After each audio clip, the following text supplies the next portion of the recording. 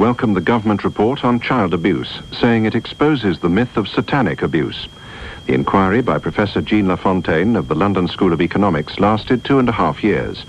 It found no evidence of abuse with magical or religious objectives. It also criticised evangelical Christians and so-called abuse experts for promoting the idea of satanic abuse. Our Chief Social Affairs Correspondent, Neil Dixon. The Health Secretary says the report will be essential reading for all professionals dealing with children who may have been abused, and she hopes they'll learn the lessons from it. Today, some of those who originally helped promote the idea of widespread satanic abuse were taking pains to distance themselves from such claims. Professor Lafontaine's sober report found no evidence that satanic abuse exists, but it does highlight the presence of organised groups of abusers, a few of whom may use rituals.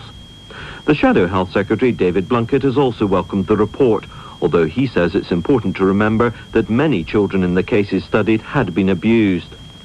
But David Jones of the British Association of Social Workers is concerned the report may divert attention from the organised abuse that is occurring.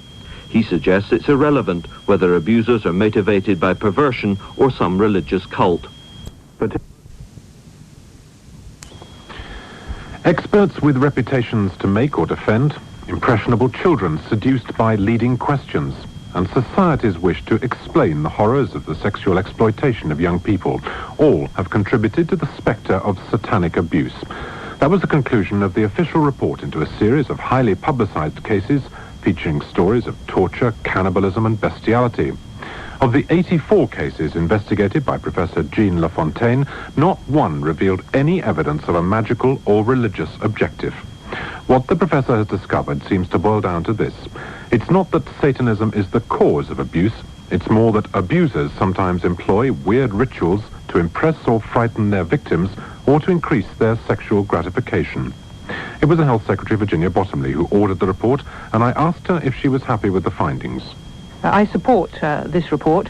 We commissioned it because of the public confusion, the excessive speculation about the existence or otherwise of ritual or satanic abuse.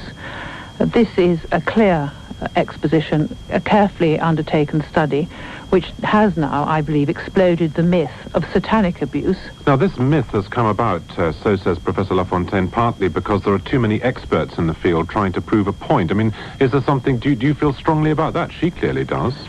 There is a danger that a new theory gains great popularity. Conferences are held, a kind of media hype develops. There was worry that some of these so-called American experts were infusing social workers and others with this magical new form of abuse. What it was simply is a way of frightening children. Sexual abuse or any abuse is desperate for children. Ghosts and ghoulies were conjured up as a way of terrorizing the children and making them feel they mustn't reveal the information. That was compounded often by poor information gathering. The way children were questioned frequently led them to give the answers the questioners wanted. We've taken steps to try and improve interview techniques for children. Children should be allowed to tell the story their way. They shouldn't be coached by foster mothers, by social workers or by others to give the answer that the outsider wants. Do you think that social workers have got this message? Because there was a lot of anxiety, wasn't there, both about the methods used, there were these dawn raids that took children away and the way they were subjected to questions without anyone being there to look after them. Do you think that that's been dealt with now? There's a huge anxiety, and rightly, about any form of child abuse, such that there were cases in which social workers really left common sense behind. Whatever the circumstances, a child does not need to be removed from home early in the morning unless they're in immediate physical danger. And so often, the way the authorities intervened compounded the suffering for the child. Well, since then, we've had the implementation of the Children Act, supported very widely all parties, local and central government. Last week, we reported to Parliament after the second year. That showed fewer children on at-risk registers, fewer children taken into the care of a local authority. And I think there's a real determined effort to make a success of that act and at the same time to improve social work training so that, as well as the theory, people do also have a bit of common sense. Believing what you do and having and accepting the report as you do, what is one to make of the fact that there are adults now who say, look, I do remember things happening to me.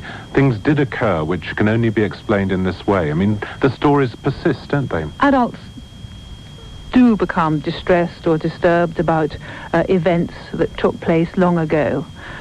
Sometimes those become exaggerated over the years. It may be they were founded on some sort of experience which they were seeing through a child's eyes. What we need to have is a range of support and help in the community.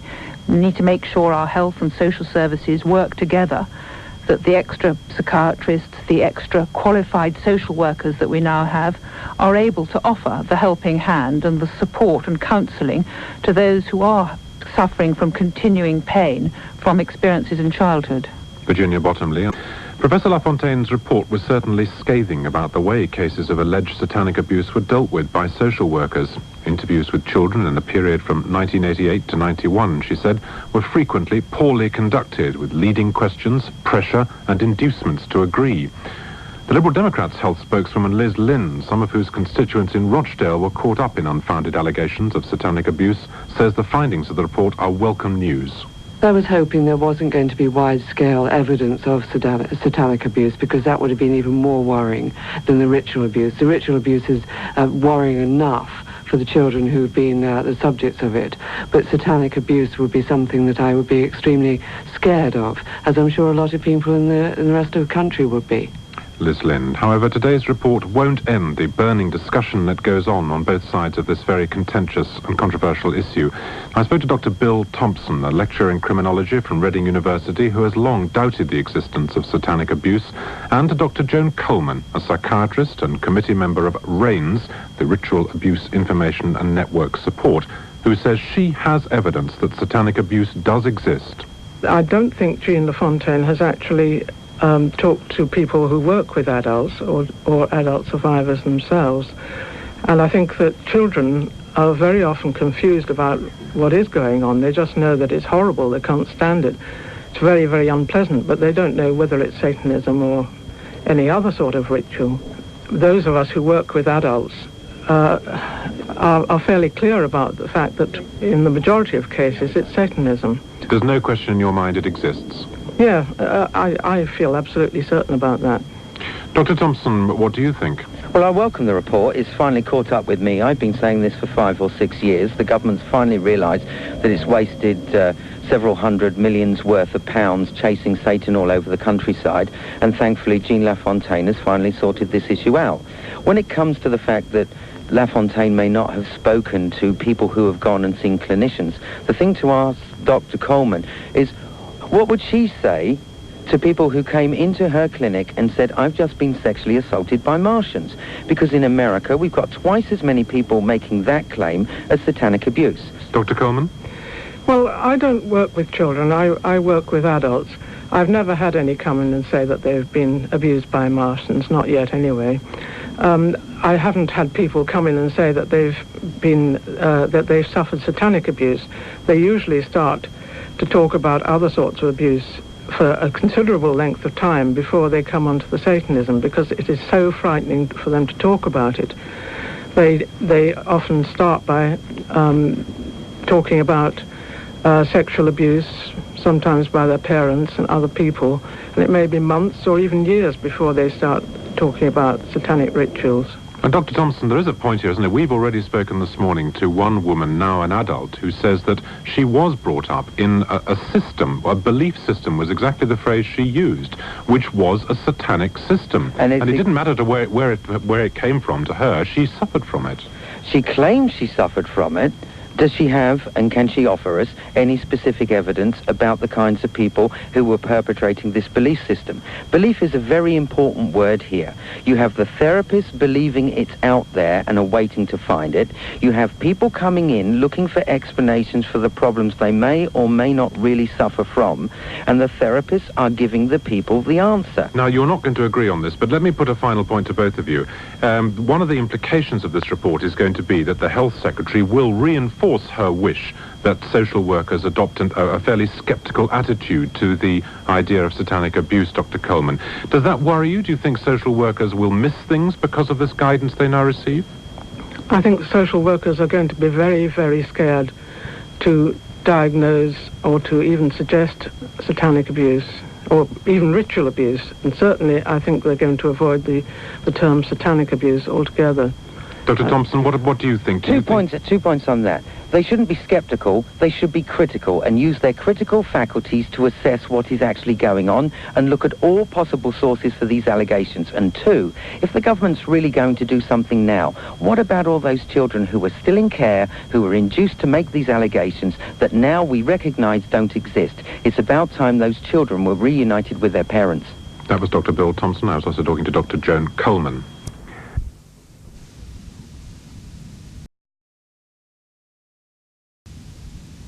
The myth of satanic abuse has been exposed, said the Health Secretary Virginia Bottomley today. She was reacting to the inquiry by Professor Jean Lafontaine, which has found that child abuse by groups of devil worshippers is a fantasy spread by Christian scaremongers. The report was commissioned in 1991 after dramatic dawn raids in which children were forcibly removed from their homes in Rochdale and Orkney. Mrs. Bottomley hopes that social workers will read it carefully. I support this report. We commissioned it because of the public confusion, the excessive speculation about the existence or otherwise of ritual or satanic abuse. This is a clear exposition, a carefully undertaken study, which has now, I believe, exploded the myth of satanic abuse. And the allegations of satanic abuse had their victims as well. One of them is referred to as Mrs. M. Her two sons were among those taken from their beds in a dawn raid in Orkney in 1991. She is not satisfied that today's report will prevent a repeat of the Orkney and Rochdale abuse scandals. When you look at the reports that have been around, you had Cleveland and social workers hadn't even read it, and now this report. Reports are no good just as paper exercises. There are still self-proclaimed experts setting themselves up. One of the questioners of the children is in the yellow pages. You can ring her up if you think you want to counsel her. Well, the allegation in today's report that children alleging satanic abuse had done so after coming under the influence of evangelical Christian scaremongers hasn't gone down well with the Evangelical Alliance, the umbrella group representing more than 1 million churchgoers from 20 denominations. With me now is the Alliance's General Director, the Reverend Clive Calver. Mr. Calver, in retrospect, surely you should never have taken up this cause. Well, all we did in taking up the cause was offer pastoral help to adults who alleged that they had been abused as children. Now, the job of the church is to care for people in need, people who are hurting. That is all we did. We ran no campaign. We issued no dramatic press releases. We fostered no national interest. We simply cared for hurting people. And I believe that is the job of the church. And whether or not it creates allegations like this against us, we will go on doing it. But you do have to exercise some discrimination, don't you, over what you believe and what you don't believe?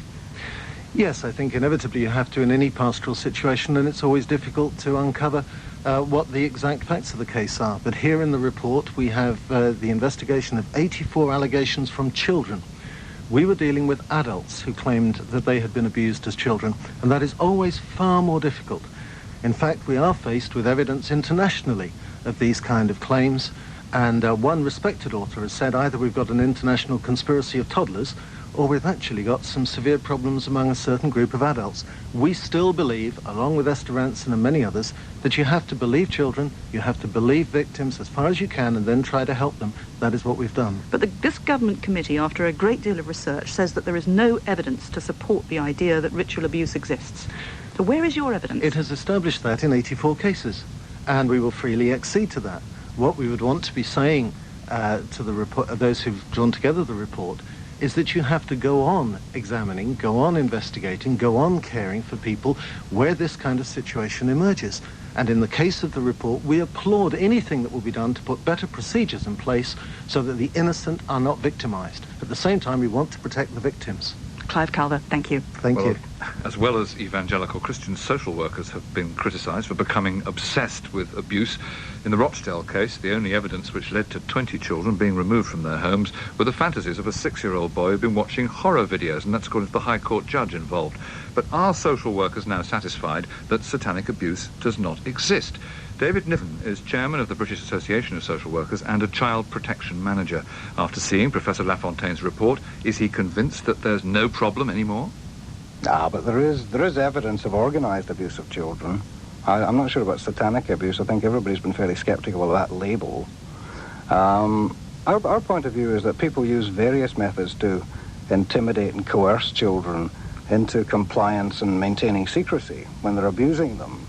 And this is just another label, really. Another thing about this, really, is that adults dressing up in strange outfits and pursuing ritualistic behavior is just another way that they abuse their power over children. Is there a danger, though, in this, that there could be an overreaction to this particular case to such an extent that other serious allegations of child sex abuse are not treated seriously? Well, obviously I can't say, but I very much hope not. And if the social work profession is as I judge it, I don't think so.